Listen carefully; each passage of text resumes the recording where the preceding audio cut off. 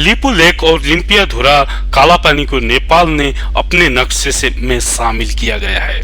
नेपाल की कैबिनेट ने एक लैंडमार्क फैसले में नेपाल का नया राजनीतिक नक्शा जारी किया है। इस नक्शे में लिम्पियाधुरा, कालापानी और लिपु लेक को नेपाल की सीमा का हिस्सा दिखाया गया है। नेपाल की कैबिनेट ने इसे अपना जायज दावा करार देते हुए कहा कि महाकाली अर्थात शारदा नदी का स्रोत दरअसल लिम्पियाधुरा ही है, जो फिलहाल भारत के उत्तराखंड का हिस्सा है। भारत इससे इनकार करता रहा है। नेपाल की कैबिनेट का फैसला भारत की ओर से लिपु लेक इलाके में सीमा सड़क के उद्घाटन के 10 दिनों के बाद आया है। लिपु लेक से होकर ही तिब्बत की चीन की मानस सरोवर जाने का रास्ता है। इस सड़क के बनाए जाने के बाद नेपाल ने कड़े शब्दों में भारत का कदम का विरोध किया था। भारत के कदम का विरोध काठमांडू में नेपाल की संसद से लेकर काठमांडू की सड़कों तक दिखा था। दरअसल 6 महीने पहले भारत ने अपना नया राजनीतिक नक्शा जारी किया था, जिसमें जम्मू और कश्मीर राज्य को 2 केंद्र शासित प्रदेशों जम्मू कश्मीर और लद्दाख के रूप में दिखाया गया था। इस मैप में लिम्पियाधुरा, कालापानी और लिपु लेक को भारत का हिस्सा बताया गया था। नेपाल इन इलाकों पर लंबे समय से अपना दावा जताता रहा है। नेपाल के कृषि और सहकारिता मामलों के मंत्री घनश्याम भूषण ने कांतिपुर टेलीविजन से कहा, ये नई शुरुआत है, लेकिन ये नई बात नहीं है। हम हमेशा से एक कहते आए हैं कि महाकाली नदी की पूरब का हिस्सा नेपाल का है। अब सरकार ने आधिकारिक तौर पर उसे नक्शे में भी शामिल कर लिया है। हालांकि भूषण ने यह भी कहा है कि इस मसले के आधिकारिक हल के लिए दिल्ली के साथ कूटनीतिक बातचीत जारी रहेगी। माना जा रहा है कि दोनों देशों के बीच विदेश सचिव स्तर की बातचीत कोविड-19 संकट के बाद होगी। सोमवार को नेपाली कैबिनेट के फैसले के बाद मान जा रहा है कि नेपाल की सरकार अपने अधिकारियों और स्थानीय निकायों को सरकारी दफ्तरों में इसे नए नक्शे के इस्तेमाल के लिए कहेगी। इस नक्शे को शैक्षणिक संस्थानों में भी पढ़ा जाएगा और दूसरे साझेदारों के साथ शेयर किया जाएगा। कालापानी और गुंजी के रास्ते लिपु लेक तक नई सड़कें के उद्घाटन के भारत के एक तरफे फैसले के बाद नेपाल ने कालापानी और लिपु लेक क्षेत्रों पर अपने पुराने दावे को फिर दोहराया और काठमांडू में भारत के राजदूत और भारतीय विदेश मंत्रालय को नेपाल की चिंताओं से अवगत कराया था। इससे पहले नेपाल ने कहा था कि भारत ने जिस सड़क का निर्माण उसकी जमीन पर किया है वो भारत को लीज पर तो दी जा सकती है, लेकिन उस पर दावा नहीं छोड़ा जा सकता है।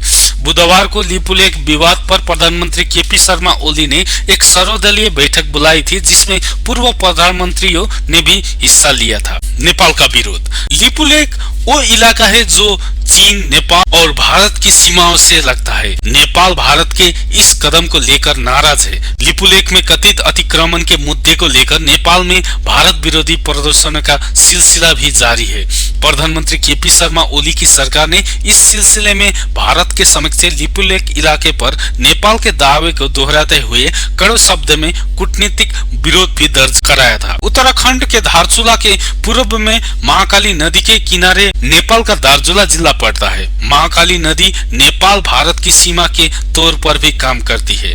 नेपाल सरकार का कहना है कि भारत ने उसके लिपु लेक इलाके में 22 किलोमीटर लंबी सड़क का निर्माण किया है। भारत चीन समझौता। नेपाल ने पहले भी साल 2019 के नवंबर में भारत के समक्ष अपना विरोध जताया था। साल 2015 में जब चीन और भारत के बीच व्यापार और वाणिज्य को बढ़ावा देने के लिए समझौता हुआ था, तब भी नेपाल ने दोनों देशों के समक्ष आधिकारिक रूप से विरोध दर्ज कराया था। नेपाल का कहना है कि इस समझौते के लिए न तो भारत ने और न चीन ने उसे भरोसे में लिया, जबकि प्रस्तावित सड़क उसके इलाके से होकर गुजरने वाली थी। फोर्स भेजने पर नेपाल का फैसला। इस हफ्ते जब काठमांडू में भारत विरोधी प्रदर्शन अपने चरम पर थे, तो नेपाल ने बुधवार को एक बड़ा फैसला किया।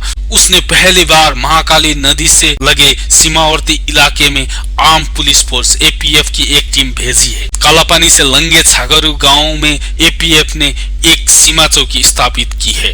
एपीएफ का ढांचा भारत के सशस्त्र सीमा बल और भारत तिब्बत सीमा पुलिस की तरह है। साल 1816 में हुए सुगौली संधि पर दस्तखत के 204 साल बाद नेपाल ने आखिरकार 3 देशों की सीमा से लगने वाली अपने इस इलाके की सुरक्षा के लिए कदम उठाए हैं। 2 साल तक चले ब्रिटेन नेपाल युद्ध के बाद इस समझौता हुआ था, जिसके तहत महाकाली नदी के पश्चिम इलाके की जीती हुई जमीन पर नेपाल को अपना कब्जा छोड़ना पड़ा था। भारत नेपाल संबंध कालापानी विवाद के बाद इस हफ्ते लिपुलेख को लेकर काठमांडू में हुए विरोध प्रदर्शन और भारत नेपाल के कूटनीतिक घमासान से एक बार फिर दोनों देशों के संबंधों में खटास आ गई है। हालांकि विवाद के कुछ एक मुद्दों को छोड़ दे तो दोनों देशों के संबंध हाल के समय में भी तकरीबन मधुर ही रही है। इसी महीने प्रधानमंत्री नरेंद्र मोदी और केपी शर्मा ओली ने कोविड-19 की महामारी के खिलाफ एकजुट रहने की प्रतिबद्धता जताई थी, लेकिन लिपुलेख में भारत के सड़क बनाने की घटना ने कई नेपालियों को नाराज कर दिया था। यहाँ तक कि केपी शर्मा ओली को ये साफ करना पड़ा था कि नेपाल अपनी जमीन का 1 इंच भी नहीं छोड़ेगा। ऐसे में सवाल उठता है कि अचानक पैदा हुए लिपुलेख विवाद के कारण क्या भारत नेपाल मैत्री खत्म हो जाएगी? महाकाली नदी के उद्गम वाला ये पहाड़ी इलाका नेपाल के लिए इतना महत्वपूर्ण क्यों है? और ये सवाल भी उतना ही मायने रखता है कि लिपुलेख भारत के लिए भी रणनीतिक दृष्टि से इतना अहम क्यों है? सुगौली की संधि भारत और नेपाल के सर्वे अधिकारी और टेक्नीशियंस सालों की साझा कोशिश के बावजूद अभी तक कोई ऐसा नक्शा नहीं बना पाया है जिस पर दोनों देश सहमत हो। नेपाल के सर्वे विभाग के पूर्व महानिर्देशक बुद्धिनारायण श्रेष्ठ की रिपोर्ट के मुताबिक साल 1850 और 1856 में भारत और नेपाली अधिकारियों ने मिलकर नक्शा तैयार किया था। बुद्धिनारायण श्रेष्ठ के मुताबिक महाकाली नदी लिम्पियाधुरा कालापानी से उत्तर पश्चिमी में 16 किलोमीटर दूर से निकलती है और सुगौली की संधि में इस नदी को दोनों देशों की सरहद करार दिया गया था। इसलिए इससे साबित होता है कि कालापानी नेपाल का हिस्सा है, लेकिन भारत इन नक्शों को सबूत के तौर पर स्वीकार करने से इनकार करता है।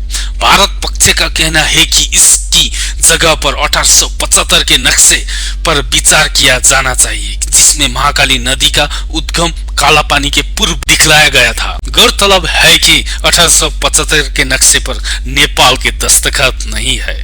लिपुलेख का विवाद काठमांडू में इस मामले पर जानकारी रखने वाले अधिकारियों का कहना है कि नेपाल और भारत की सीमा के निर्धारण का काम ज्यादातर पूरा कर लिया गया है। हालांकि नदी वाले इलाकों में ये काम पूरा नहीं हो पाया है।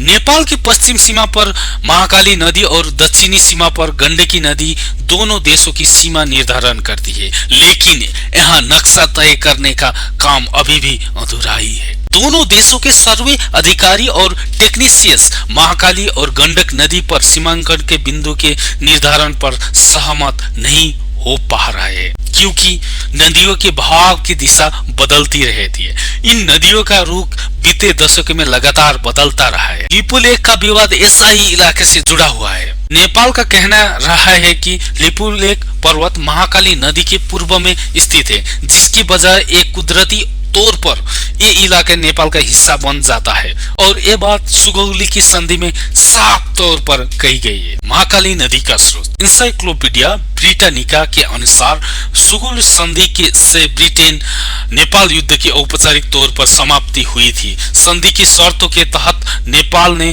तराई के विवादास्पद इलाके और महाकाली नदी के पश्चिम में सज्जल नदी के किनारे तक जीती हुई जमीन पर अपना दावा छोड़ दिया था। अगर सुगौली संधि ये स्पष्ट रूप से कहती है कि महाकाली नदी का पूर्व का इलाका नेपाल का है, तो फिर समस्या कहाँ है? नेपाली इतिहासकारों और सर्वे अधिकारियों का कहना है कि दोनों देशों के बीच गलतफहमी इस बात को लेकर है कि महाकाली नदी का उद्गम स्थल कहाँ है और विवाद की जड़ यही है। इसलिए सवाल उठता है कि महाकाली नदी कहाँ से निकलती है, लिम्पियाधुरा की पहाड़ियों से या लिपुलेख से? मालगुजारी रसीद और मतदाता पहचान पत्र। नेपाल के सर्वे विभाग के अधिकारियों का कहना है कि लिपुलेख और कालापानी हिमालय क्षेत्र के सुदूर इलाके है, जहां पहुंचना बहुत मुश्किल है और वहां कोई इंसानी आबादी भी नहीं रहती है। यही वजह है कि नेपाल ने वहां सीमा सुरक्षा चौकी स्थापित नहीं की और सड़क या पुल जैसे बुनियादी विकास पर